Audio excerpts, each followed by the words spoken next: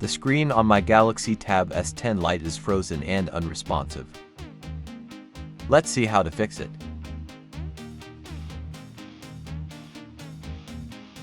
This is the power button. And this is the volume down button. Now hold down both buttons until the Samsung logo appears on the display.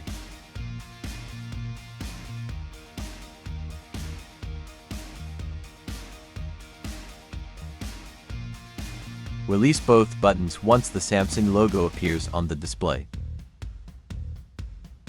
Now wait for the tab to turn on.